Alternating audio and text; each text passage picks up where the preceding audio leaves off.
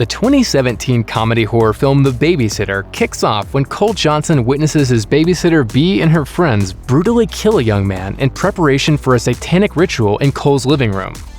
From that point on, Cole is forced to run and fight for his life as the Satanists chase him through a suburban nightmare. It's hilarious and thrilling, and wouldn't you know, a hell of a lot of fun.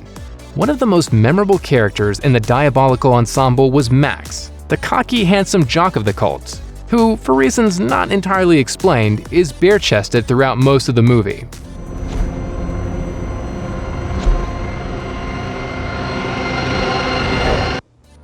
Now, the bloodthirsty jock you love to hate is back, and Max is once again portrayed by Toronto-born actor Robbie Amell. Damn, it feels good to be back! Woo! In The Babysitter Killer Queen, it's been 2 years since Cole successfully fought off the satanic cult. But during Cole's weekend getaway to a lake house with his friends, the group reappears to complete their task from the first film. Amell once again proves he's a scene stealer, especially during one particular sequence. While his witty interactions with the rest of the villains will certainly be reason enough for most viewers to love Robbie Amell even more, his character shines the most when he has a chance to take center stage. Ooh, yes, Cole! Standing up for yourself just like I showed you. Amell has the ability to be physically appealing, as well as intimidating when the script calls for it. And he gets to display all of that in one particularly unhinged scene. After a daring escape across a lake on a jet ski, Cole and his new pal Phoebe reach a dark and desolate shore and narrowly escape a confrontation with Allison. That's when, suddenly, an axe-wielding Max emerges from behind a boulder. This is where Robbie Amell really shines, and we get to witness the ferocious intensity of Amell's performance. You feel the intensity in his glare, the devastating power in every swing of his axe. Unlike so many horror villains that don't create a true sense of danger, Max here is completely believable.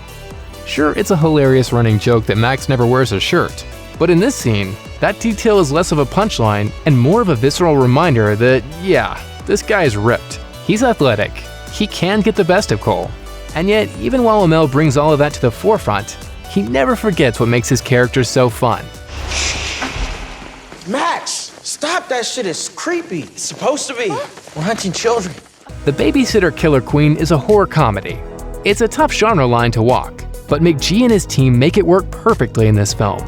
A major part of that balancing act is the actors themselves. Swing too much towards comedy and you lower the stakes. On the other hand, if you get too far into the horror realm, the laughs can start to feel a little uneasy. In the hands of Robbie Amell, though, this specific scene finds the perfect flow.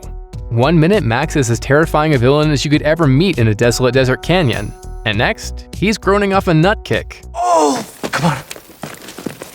Oh, shit! Really? The bat? Finally found my dick, Cole!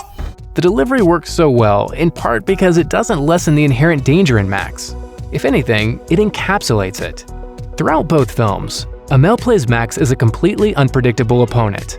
He jokes because he's so threatening, not because he's showing a softer side. Max is one of those demented characters who wants to have fun, but he also wants you to flee in terror. Can you let me go now? No.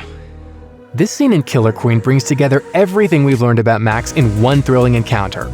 And more than that, it gives Amell a real chance to showcase his range.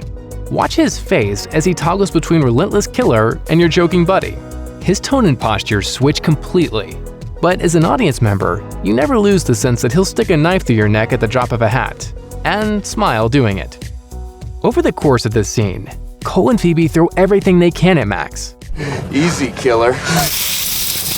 Silly string. Pretty lame. Pretty flammable.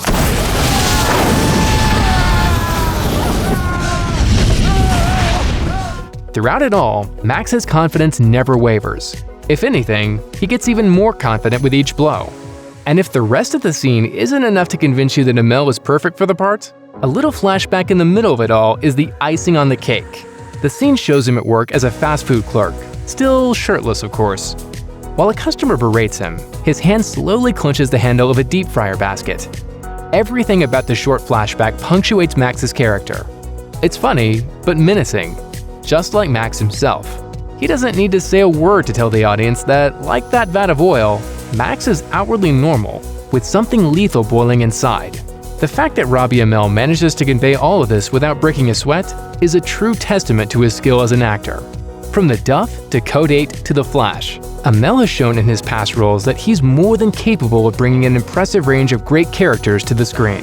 Fans of the Babysitter franchise are only going to love the actor even more after his memorable second outing as Max. That's the power Amell brings to the film, and this scene in particular.